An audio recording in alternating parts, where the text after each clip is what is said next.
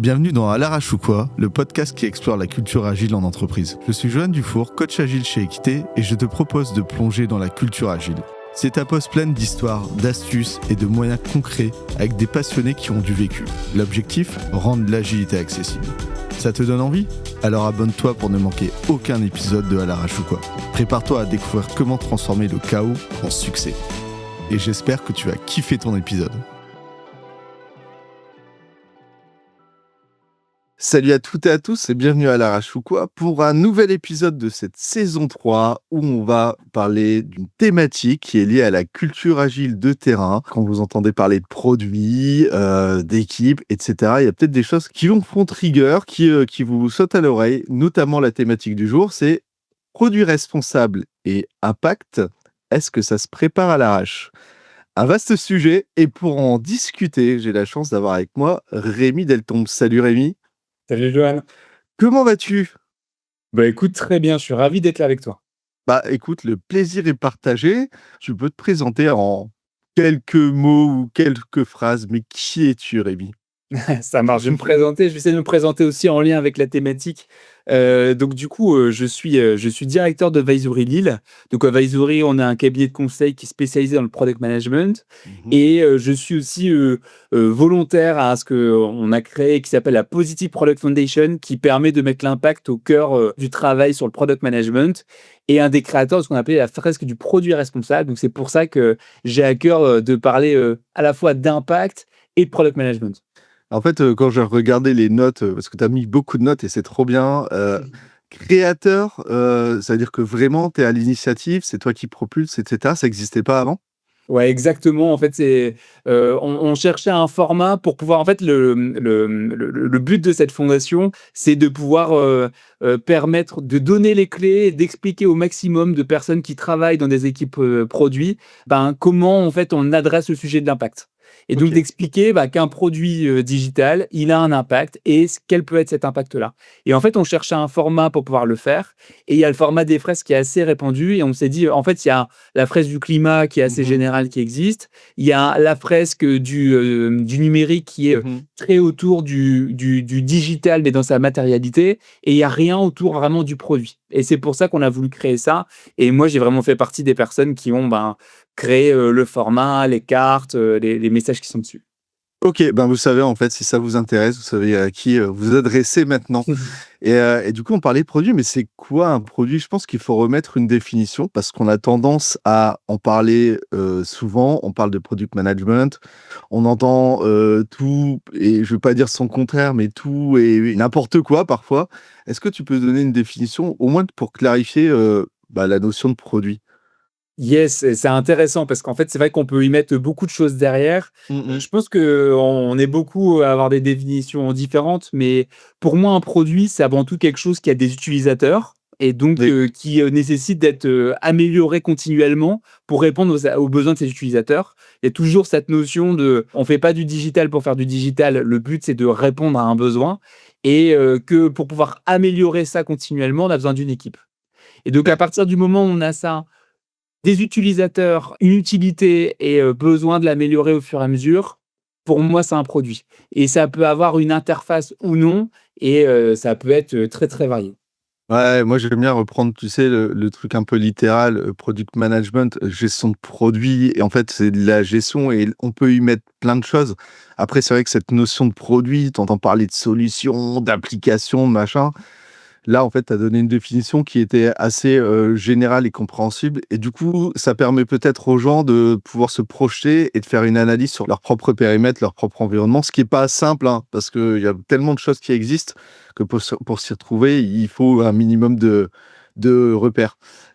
Ok, la culture produit, souvent on fait le parallèle ou une liaison avec la culture agile. C'est quoi pour toi, en fait, la relation entre une culture agile et, je vais dire, une culture produit aussi ? En fait, la relation, elle est très proche. Ce qu'il y a derrière la culture produit avant tout, c'est ce que je disais de ne pas faire du digital pour faire du digital, mais de toujours répondre à un vrai besoin et d'avoir une orientation résultat vers ce besoin. Et pour ça, en fait, derrière le produit, ça s'inspire de plein de choses. Ça s'inspire du design thinking, du lean management, mais aussi et avant tout de la culture agile. Parce que derrière, il y a ce côté de pouvoir livrer quelque chose, de la manière la plus rapide et d'être dans l'incrémentalité et d'être dans l'amélioration continue. Et en fait, c'est tout ce qu'on retrouve derrière la culture agile. Donc c'est, ultra proche et compatible. Et carrément, et en fait, tu as une notion qui est presque, basique. Alors OK, c'est issu du framework, Scrum, mais bon, peu importe framework ou pas, le product owner, en fait, c'est ça et c'est bien ce qu'on lui demande, c'est d'être à proximité des utilisateurs, d'aller, détecter des besoins, de les écouter, de faire évoluer en fonction de ce qu'il arrive à recueillir. Ouais, en fait, ce côté-là, il est super important et derrière, bah oui, en fait, il doit faire de la gestion de son produit. En fait, il tient le produit et il doit le gérer. Et c'est aussi peut-être pour ça qu'on a une confusion entre le product owner et le product manager au final, où souvent les définitions parfois ça diverge en fonction de la culture. Est-ce que c'est anglais? Est-ce que c'est en France? Est-ce que c'est ailleurs? Mais fondamentalement, je dirais presque, j'imagine que tu peux avoir le même genre de réflexion. C'est, on s'en fout un peu. Ce qui est important, c'est d'être au Exactement. service en fait des utilisateurs à travers un produit. C'est peut-être ça en fait qu'il faut juste retenir au final. Exactement ça. Moi, je suis quelqu'un de terrain, tu le sais, c'est aussi le but de ce podcast, hein, c'est de parler de terrain. C'est quoi ce que tu as perçu, toi, sur le terrain, en tout cas de cette vision de produit, de comment c'est perçu en fait en entreprise, entre la théorie qu'on trouve assez facilement sur le net et la réalité au niveau des entreprises, des équipes produits. Alors en fait, déjà il y a, cette définition-là qu'on vient d'avoir du produit, déjà ça peut être, très, variable parce que souvent, nous qu'on parle de product management, bah, souvent les personnes en termes de produit, ils pensent à vraiment ce qu'on imagine, c'est-à-dire une application B2C avec une interface comme un site Mmh. e-commerce, une application et cetera. Et donc en fait, ils imaginent pas que, une API, un algorithme, une IA, peut être un produit aussi. Et donc là, du coup, il y a aussi de réussir à faire comprendre que, ben, en gros, un produit, ça peut avoir plein de formes différentes et même quand on travaille, avec, des applications éditeurs et cetera, bah, en fait, on peut faire du product management. Donc déjà, il y a ce côté-là de dire qu'il y a une très grande, variabilité de produits. Ça peut être sous plein de formes différentes. Et après, il y a aussi ce côté de, le product management, c'est quelque chose qui est beaucoup utilisé en start-up et en scale-up et en tant que grand groupe, ben, on peut pas faire du product management, de la même façon et ils ont entièrement raison et en fait, ce qui est important, c'est de garder ce côté pragmatique et de se dire: «En fait, il y a pas, une façon de travailler qui est aussi bien, compatible avec les start-up, les scale-up que les grands groupes». Bien sûr qu'il faut adapter les choses. Moi, ce qui me paraît vraiment important, c'est la culture qu'il y a derrière, la culture derrière le Oui. product management. Cette orientation résultat, le fait de vouloir répondre à des besoins utilisateurs avant tout, l'incrémentalité, l'amélioration continue. Du moment qu'on apporte cette culture-là, c'est ça qui est important et ça peut être utilisé, dans n'importe quelle forme de produit ou de projet. Ouais, là, tu as des valeurs et des principes, en fait, qui sont applicables, peu importe le niveau, en fait, et ça qui est aussi ultra intéressant et c'est rigolo, en fait, cette histoire de produit, en fait, où là, il y a un amalgame, fort, sur, le produit, e-commerce, les SaaS et cetera. Moi, ça me rappelle un peu le côté, on va dire, on parle d'un ordinateur et naturellement, les gens, ils vont penser à un PC avec Windows, alors qu'en réalité, Ouais. un ordinateur, ça peut être un Mac, ça peut être, un PC, sous Linux, ça peut être enfin, il y a plus de choses derrière que juste le cliché de et en sortir, c'est parfois pas simple et je pense que le produit, tu as raison, hein, subit un peu cette comparaison, cet amalgame et en réalité, il faut aller tirer plus loin pour vraiment comprendre et dire: «Bah, c'est pas qu'un simple, enfin, c'est pas un cliché, en fait». Il faut sortir Et de ça. carrément et il y a quelque chose qui va être intéressant à observer aussi, c'est que là, avec, l'arrivée des agents IA et cetera, c'est que de plus en plus, nous, là, ce qu'on ressent, c'est qu'il va y avoir, ces interfaces conversationnelles qui vont, discuter avec plein et prendre des actions avec plein d'autres éléments, outils, produits en back office et peut-être qu'on va avoir de moins en moins des produits avec des interfaces parce qu'ils vont être derrière ces agents-là. Donc ça va être intéressant aussi à observer. Il y aura peut-être de plus en plus de produits sans interface. Ouais, je pense qu'on n'est pas prêt, en fait, tout à fait, sur les mois et les années à venir. Il y aura beaucoup de bouleversements, je suis d'accord avec toi et pour revenir sur un autre truc, en plus, c'est ouais, c'est drôle, tu parles de l'IA. Moi, naturellement, ça me fait penser au côté, RSE, aux produits responsables et justement, c'est quoi, toi, ta définition de produit responsable? Pourquoi est-ce qu'on commence à en parler maintenant? Alors un produit responsable, donc ça, c'est une définition, qui est voilà, c'est pas une définition du Larousse, hein, c'est ce que nous, c'est ce que nous on a défini pour savoir mettre des mots dessus. Mais, pour moi, un produit responsable, c'est un produit qui a conscience de son impact. Et quand on parle d'impact, il peut être aussi bien positif que négatif. Ouais. Et donc cet impact, que ce soit sur l'environnement et la société. Et en fait, le but, enfin pour moi, un produit, responsable, c'est un produit qui a conscience de cet impact, qui est capable de le quantifier et qui a une trajectoire pour le réduire s'il est négatif ou le maximiser s'il est positif. D'accord. Donc ouais, il y a le côté conscience de l'impact qui peut être aussi à plusieurs niveaux du coup, c'est ça? Eh ben, ça peut être à plusieurs niveaux parce que, alors déjà, il y a cette histoire d'impact positif et négatif. Et Mmh. surtout, nous, ce qu'on voit, c'est que quand on parle d'impact, c'est que, en fait, on part de le digital et les produits digitaux, Oui. ils ont ajouté énormément de côtés positifs dans nos vies. Tu vois? Ils ont Mmh. permis, vraiment de pouvoir, gagner en efficience sur plein de choses, d'améliorer la communication, nous divertir davantage et cetera. Mais au fil du temps, il y a aussi un certain nombre d'autres impacts, qui sont cette fois-ci plus négatifs. Il y Mmh. a, si on parle d'environnement, il y a le côté, empreinte carbone, que peut avoir, le fait d'utiliser des devices, les charges serveurs, mais aussi, tout ce qui est généré par le produit derrière, parce que le produit il est utilisé et ça génère, d'autres choses qui sont matérielles. Donc il y a Mmh. ce côté-là sur l'environnement, mais il y a d'autres impacts aussi comme, bah, si un produit est pas utilisable par une partie de la population parce qu'ils ont un handicap via l'accessibilité, bah, ça, c'est aussi un impact négatif parce qu'il y a certaines choses qui se digitalisent complètement et si des personnes n'y ont pas accès, bah, en fait, ils ont plus accès aux services. Et après, il y a aussi tout l'impact éthique de, qu'est-ce que, l'utilisation du digital va aussi générer dans nos vies. Et là, on parle beaucoup de ce Mmh. qu'on appelle des dark patterns. Ouais. Tu vois? Et quand on parle de scroll infini, quand on parle de choses où en fait, on fait une souscription à quelque chose et il nous faut, 15 minutes pour trouver comment se désabonner. Enfin, en fait, toutes ces choses-là qui font que ça a aussi un impact, assez fort parce que ça vient, un peu, forcer des comportements qu'on n'aurait pas eu sinon. Ouais et alors, le côté dark pattern, je conseille à tout le monde d'aller, se renseigner, se documenter. C'est assez impressionnant, flippant. En fait, c'est flippant parce qu'on tombe tous dedans plus ou moins, jusqu'au moment, en fait, où on s'en rend compte et c'est ultra important d'en parler. Alors les éviter, bah, en fait, c'est comme très lié au commerce, à la ma c'est de la manipulation, hein, tout simplement, manipulation et influence, OK. Mais c'est ultra important et en fait, c'est rigolo parce que c'est vrai que côté numérique, on va plutôt pas penser à, responsabilité, écologie et cetera. Mais le côté éthique, est-ce qu'on a vraiment envie de piéger, des utilisateurs sachant que finalement, en fait, on ne sait pas, hein, si c'est pour leur faire dépenser des centaines d'euros. Au final, derrière, il y a aussi bah, c'est quelle population, Mmh. est-ce qu'aller vendre, des conneries, produites en Chine, à des adolescents, est-ce que c'est, éthiquement, OK ou est-ce qu'on s'en fout? Bref, c'est super intéressant. Renseignez-vous, c'est, ultra important. Moi, j'aimerais revenir sur un truc parce que je suis un peu un old timer et je pense qu'on se comprend bien là-dessus. C'est le côté, énergie ou, ressources infinies qui a un peu créé aussi ce côté, on fait plus attention à ce qu'on produit. Moi, je l'ai vécu en tant que développeur web il y a très, très longtemps, je vais dire fin 90, début 2000, où, bah, en fait, créer une page web, ça avait un poids, c'était en kilo-octets. On savait qu'en fait, les connexions, elles étaient pas très rapides, que ça avait un coût aussi derrière. Est-ce que justement, l'accélération, de la fibre, du haut débit, tout ça, ça a pas justement facilité ce truc-là en disant: «Bah, en fait, on peut faire ce qu'on veut.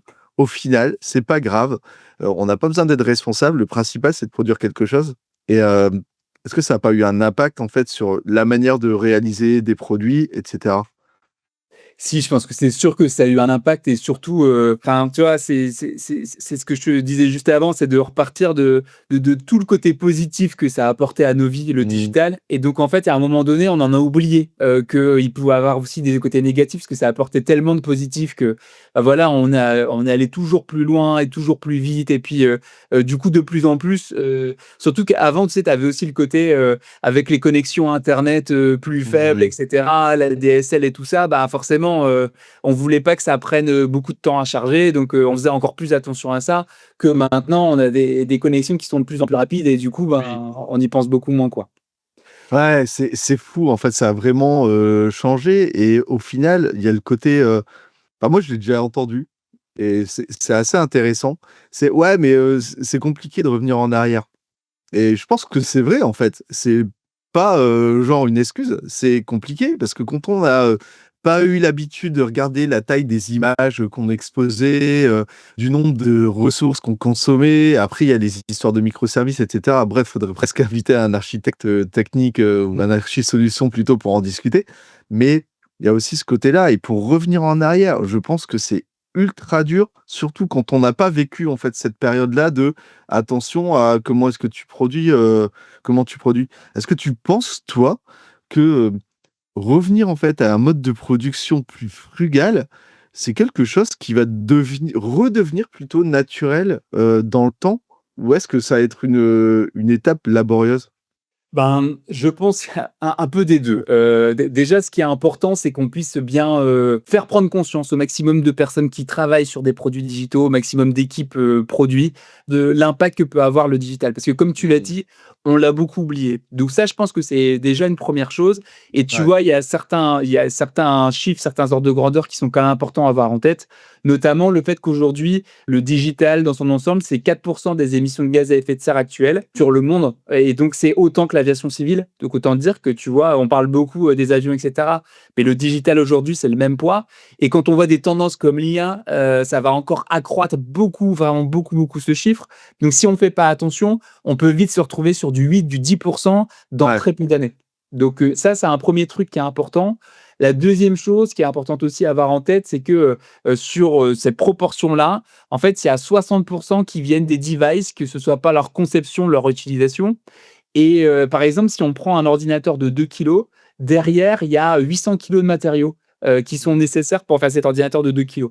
Et du coup, le premier truc qu'il faut se dire, c'est que nous, un 1er super pouvoir qu'on peut avoir en tant qu'équipe produit, c'est de faire en sorte que, notre produit ne génère pas, la création de nouveaux devices exprès pour leur utilisation. Et donc là, je pense qu'on a tous été confrontés, tu vois, à ce type de choses. Le 2e chiffre qui est super important, c'est qu'il y a 80 de l'impact d'un produit digital qui se décide au moment de sa phase de conception et de par ses fonctionnalités. Et donc, Oui. c'est-à-dire que, vraiment la chose qu'on peut faire aussi, avant tout, c'est c'est complètement compatible avec l'agilité et le product management, Mmh. c'est de ne concevoir que des, fonctionnalités qui répondent à un besoin utilisateur. Oui. Donc ça paraît être, logique, mais en fait, on sait que, par exemple, il y a 60 des fonctionnalités qui sont jamais utilisées parce Moi qu'on a une bonne idée, une conviction. moi, je trouve ça alors, c'est tellement la réalité. Mais dans un sens où, en fait, on l'a tous constaté, hein, peu importe notre rôle, hein, qu'on soit, product manager, qu'on soit, coach, qu'on soit développeur et au final, lutter contre ça, c'est parfois tellement, dur parce que tu l'as dit, hein, c'est lié à des convictions qui sont juste, jamais vérifiées de la part d'un sponsor, de la part d'une personne parfois qui est chef d'entreprise et qui dit: «Ouais, on va faire ça parce que, je pense que c'est une bonne idée», sans jamais se confronter à un terrain et notre responsabilité aussi en tant qu'expert, hein, en tant que pro, c'est aussi d'aller rechallenger ce truc-là et la raison sur, bah, en fait, on va pas produire un truc qui sert à rien, au final, c'est ultra légitime. Après, il y a aussi la mesure, hein, de, bah, oui, là, c'est super utilisé, comment est-ce que j'arrive à optimiser ce truc-là pour que, ce soit, moins, énergivore, pour que ce soit encore plus optimisé sans utiliser trop de bande passante et cetera. En fait, il y a une vraie prise de recul qui est ultra nécessaire pour arriver à faire cet inventaire-là. Je suis pas sûr que ce soit, naturel pour le moment, parce qu'on a tellement l'habitude d'avoir des formes d'usines à «produire» entre guillemets, qui rechangent pas et qui sont plus dans l'exécution. Après la responsabilité aussi des équipes, bah, en fait, elle est à mettre en avant. Bah, c'est On clair et c'est pour ça que c'est important de sensibiliser le maximum d'équipes là-dessus pour que ça vienne aussi, directement des équipes.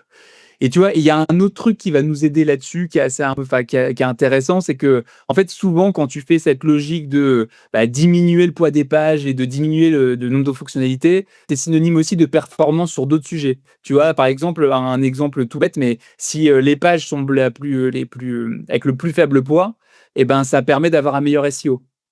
oui, tu as un impact, oui, Et sur le donc tu as un impact référencement. positif sur la performance et la deuxième chose, c'est que plus ça va venir, plus il va y avoir aussi des contraintes réglementaires. Là, on le voit avec l'accessibilité, pour lequel en fait les entreprises vont être obligées de respecter des normes d'accessibilité. En fait, aujourd'hui, il y a ce qu'on appelle le RGESN, qui est le même règlement pour l'accessibilité, mais côté Mmh. éco-conception.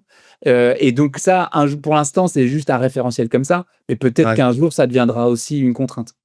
Après, tu vois, moi, quand je pense à ça, est-ce que c'est lié, en fait, à l'histoire de la culture? Parce qu'au tout début, le HTML et cetera, c'était un peu le Far West, en fait. C'était, Mmh. tu codais, les pages, enfin, moi, je me rappelle, le balisage et tout, c'était vraiment un gros bordel, hein, j'ai pas d'autres mots.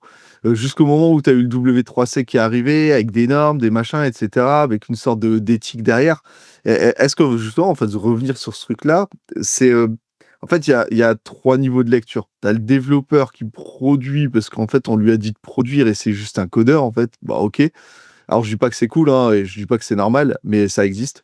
Après, tu as celui qui dit: je fais un produit pour des utilisateurs» et pour moi, tu as encore le niveau du dessus, c'est: «Je crée un produit pour les utilisateurs tout en étant responsable et je m'assure, que ça a de la valeur pour eux». C'est Exactement. presque le graal, quoi. Ouais, c'est clair. Et si tu veux, moi, la façon dont j'aime bien me représenter les choses, c'est qu'aujourd'hui, quand tu as un rôle de product manager, quand tu Mmh. dois, prioriser quelque chose, souvent, tu le fais en fonction de 3 dimensions. Tu as le Ouais. besoin des utilisateurs, avant tout. Tu as, les besoins business de l'entreprise par rapport à la Oui. stratégie d'entreprise et comment elle crée de la valeur. Et ensuite, tu as la notion technique, le volet technique. C'est est-ce que, je fais en sorte que mon produit soit bien pérenne, performant, et cetera? Et moi, ce que je propose, c'est d'ajouter une quatrième dimension qui est la notion d'impact. Mmh.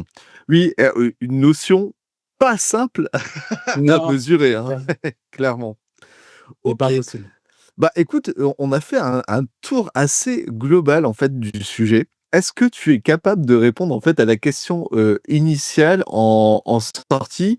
Alors, produit responsable et impact, est-ce que ça se prépare à l'arrache? Ouais, je suis capable de répondre à ça. En fait, avec, la fondation dont je t'ai parlé au début, on a travaillé, avant tout, on a voulu faire en sorte que ce soit pas, du coup, à l'arrache et que ce soit, pas quelque chose parce qu'en fait, j'ai l'impression que quand on parle de produits responsables, d'impact et cetera, en fait, il y a beaucoup de monde qui en parle, mais à chaque fois, c'est un flou et en fait, Oui. oui, il faut faire des choses, mais c'est pas concret et nous, ce qu'on a voulu, c'est rendre les choses très concrètes et en fait, moi, je pense qu'aujourd'hui, on utilise, dans les différentes phases, de conception d'un produit, en fait, on utilise, plein, d'outils différents qui sont déjà existants, des méthodes, des ateliers, des frameworks, des choses comme ça. Et en fait, nous, on a essayé de travailler à faire en sorte que, on ajoute cette notion d'impact dans chacune des étapes. Et tu Oui. vois, par exemple, dans la phase de stratégie, quand tu vas, essayer de penser à ton produit, à quels besoins il va répondre, comment tu vas générer de la valeur, à qui tu vas t'adresser, c'est quoi la cible, et cetera. Nous, on a créé ce qu'on appelle, Positive Product Canvas et en fait, c'est le business model canvas pour lequel on a rajouté des choses spécifiques, notamment la réponse aux objectifs de développement durable de l'ONU, d'avoir des indicateurs business, mais aussi des indicateurs d'impact, d'avoir une notion d'utilisateur et bénéficiaire. Donc ça, c'est pour donner un exemple, mais en fait, c'est une adaptation du business model canvas pour ça. Après, Mmh. dans tes phases de discovery, quand tu vas créer l'expérience map de ton parcours, bah, tu vas ajouter une notion d'impact aussi à ce moment-là. Sur les différentes étapes, ben, quelles sont les étapes pour lesquelles tu vas générer plus de carbone par rapport à d'autres? Et du coup, c'est quoi tes opportunités de faire mieux aussi à cette étape-là? Et en fait, il y a plein d'éléments comme ça à chaque étape. Tu peux aussi ajouter des definition of done qui prennent en compte cette chose-là. Tu peux créer des formats de rétrospective qui te permettent d'aborder le sujet avec ton équipe. Tu peux ajouter dans des matrices de priorisation cette notion d'impact. Bah, tu peux vraiment le mettre à tout niveau. Ouais, tu vois, enfin, ça, je pense qu'on sera amené à se revoir pour, parler de ces sujets-là, en fait, sur les moyens, parce qu'il y a plein de choses à faire. Moi, c'est pareil, le côté, responsabilité, numérique. Moi, je trouve ça aberrant, en fait, par exemple, que ça fasse pas naturellement, par exemple, des critères de valeur dans une entreprise, tu vois?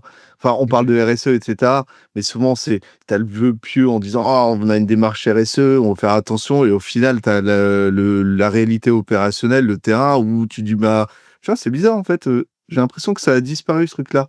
Par contre, la préparation, je trouve ça trop bien, hein, d'avoir un canvas, dédié, justement pour amener ces, éléments, en fait, dès le début, dès l'initialisation, en fait, de la création d'un produit.